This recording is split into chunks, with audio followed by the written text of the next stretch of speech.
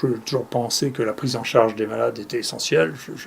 On a un point de désaccord là avec l'ordre des médecins qui trouve qu'on ne devrait pas proposer de stratégie médicale. Je conserve mon opinion. Je suis enseignant-chercheur, donc je fais de la recherche. En tant que tel, je vous communique là les données de la recherche. C'est mon métier, c'est protégé par la Constitution, même s'il y a des arrêtés qui voudraient tendre à limiter la diffusion de la connaissance acquise par les chercheurs dans le domaine de la médecine. Je continuerai, sauf si on m'en empêche, physiquement. Troisièmement, je suis un humain qui a ses propres opinions sur les choses, donc je vote comme je veux, je pense ce que je veux, j'ai les mœurs que je veux, ça me regarde, ça regarde personne d'autre, mais je suis un fonctionnaire de la République.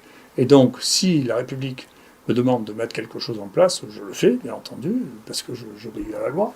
Il y a sûrement eu des exceptions, j'ai dû griller des feux rouges, aller trop vite, bien entendu, dans l'ensemble, je respecte la loi, et donc, au contraire, nous avons tout de suite été volontaires pour organiser la vaccination dans les HU. On a commencé ce matin à vacciner pour la première partie de la population qui vaccine, donc je ne fais pas partie des gens qui sont anti-vaccins. Maintenant, la vaccination, je le pense, je l'écris, j'ai écrit un livre il y a quelques années sur la vaccination, je n'ai pas changé d'avis.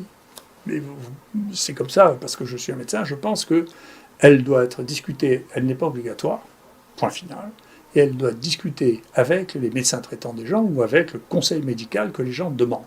Il y a des choses que vous ne pouvez pas imposer aux gens parce qu'il y a des conditions qui ne s'y prêtent pas.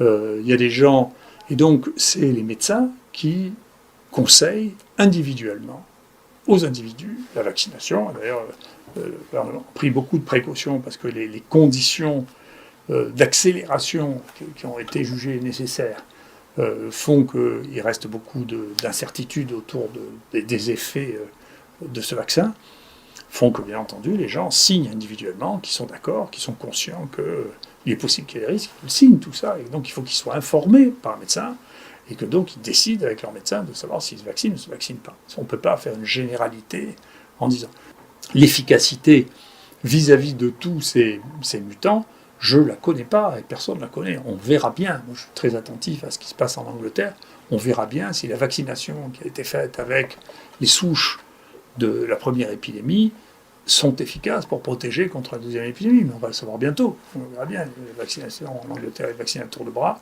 Ils ont ce mutant qui circule. On verra bien si ça protège contre ce mutant ou si ça ne protège pas. C'est une vraie question qu'on verra se voir au fur et à mesure. Donc pour les vaccins, c'est individuellement les médecins qui doivent donner leur opinion.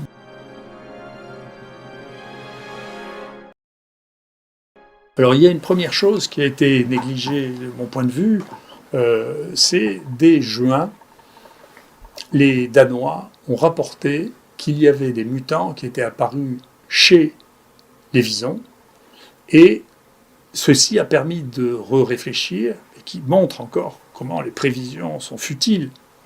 Il y a un proverbe yiddish qui dit l'homme prédit et Dieu rit. Ce qui correspond tout à fait à la réalité. On ne peut pas prédire. Et donc,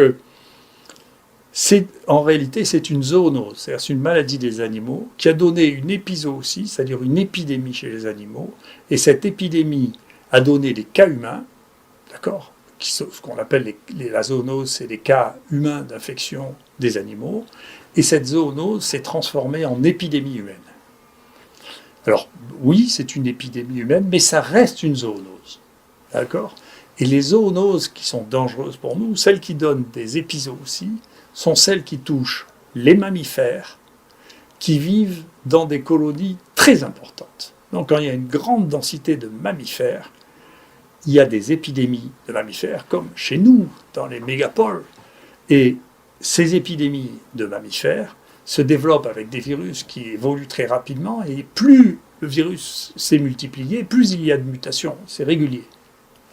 Et donc, on pense que la source, comme mammifère, c'est les chauves-souris, parce que les chauves-souris ont une densité colossale dans leur colonie, et là, ce qu'on a découvert, c'était que les visons, qui ont des densités aussi considérables dans les élevages, et qui sont des animaux sensibles, c'est-à-dire qui ont le même récepteur pour ce virus, sont très proches du modèle expérimental même de cette maladie, ces colonies extrêmement denses avaient des épidémies du coronavirus humain qui leur avait été transmis, peut-être par les gardiens de visons, des épidémies considérables avec des nouveaux variants, c'est publié en juin ça, hein, des nouveaux variants qui infectent les gens qui travaillent sur les visons. Il y a une enquête qui est faite en Hollande qui montre, en novembre, qui montre que 67% des gens qui gardent les visons ont été positifs.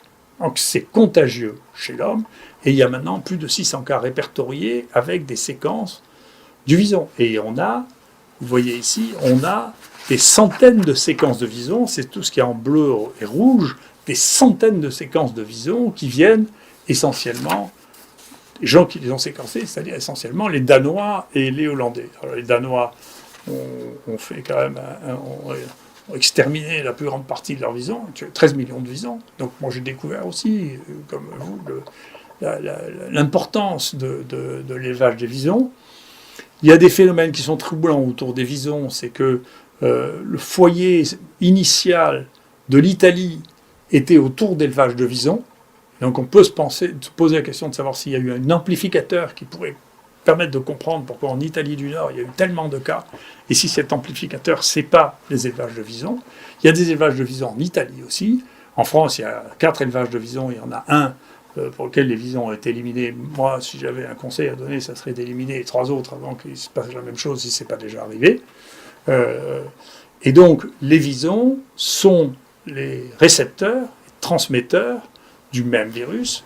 Et donc, je me pose la question, pour ce virus 4 qui est très étrange pour nous, de savoir comment est apparu, alors que nous n'étions plus en Europe en période épidémique, un virus qui avait d'un coup 14 mutations. Normalement, ces mutations s'accumulent petit à petit. C'est-à-dire que vous voyez des stades intermédiaires. Vous ne vous retrouvez pas tout d'un coup avec un virus qui a plein de mutations. Ça veut dire qu'il s'est multiplié quelque part. Or, on voit bien chez l'homme en Europe, à ce moment-là, il n'y a pas très peu de cas. C'est pas ça qui a fabriqué un mutant qui ait autant de mutations. Donc, mon opinion, c'est qu'il y a un réservoir quelque part, dissimulé, que nous n'avons pas vu, dans lequel ce virus a continué à se multiplier et qu'on a vu apparaître un virus qui avait toutes ces mutations parce qu'il est devenu particulièrement contagieux ou efficace chez l'homme. Et donc la meilleure explication que j'ai, c'est que celui-là aussi vient des visons. Donc alors il y a un virus de vison qui a été séquencé, paraît-il, en France, mais il n'est pas disponible, je ne l'ai pas, moi je voudrais bien l'avoir pour pouvoir comparer, nous, à la millier de séquences que nous, on a mis à disposition de tout le monde. Je voudrais bien aussi avoir celle des autres pour pouvoir comparer quand même. On a fait à peu près un tiers de toutes les séquences qui ont été faites en France parce que ça n'était pas une priorité pour les autres de faire des séquences. Nous, le premier cas qu'on a eu, on a déjà séquencé son génome, on l'a relargué. Vous voyez, c'est notre nature de séquencer. Et donc, c'est une vraie question. Pour le virus anglais, il y a une autre question qui se lève, c'est que les mutations, vous voyez, sur ce virus que nous avons, nous, il y a des mutations un peu partout. Dans le virus anglais, il y a des mutations qui sont spécifiquement sur qui sont sur les gènes d'une protéine, qui est la protéine qui s'appelle Spike, qui est la protéine qui suscite le plus d'immunité. C'est celle dont on s'est servi pour faire le vaccin. Donc c'est ce qui amènera à poser des questions. Et cette protéine qui est amenée à faire des vaccins, c'est aussi la protéine pour laquelle l'immunité chez l'homme est la plus forte. Si on regarde contre quoi nous réagissons quand on a des anticorps après avoir cette maladie, c'est surtout sur cette protéine.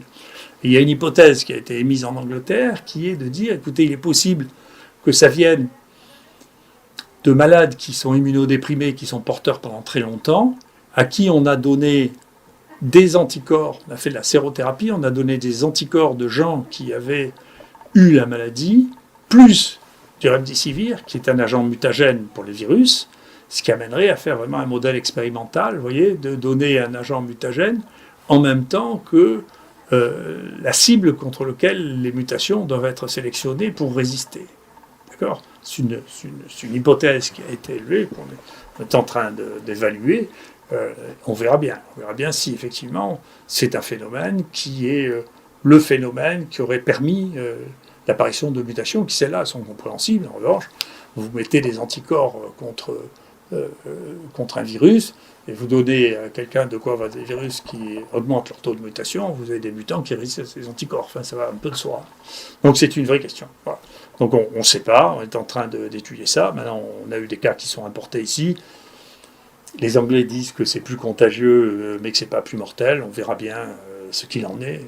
Encore une fois, il faut mettre un pas après l'autre. C'est pas le moment de commencer à prédire.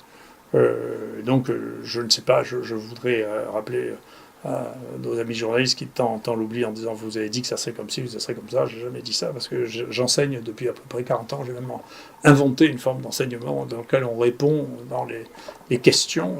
Au lieu de mettre juste oui ou non, de mettre oui, non, je ne sais pas, et de ne pas pénaliser les gens qui disent je ne sais pas, mais de pénaliser ceux qui ont fait une mauvaise réponse, plutôt que de leur conseiller de mettre n'importe quoi, parce que ça rapporte plus de points que de ne rien mettre. Et donc j'ai inventé un système comme ça, et ça fait plus de 40 ans.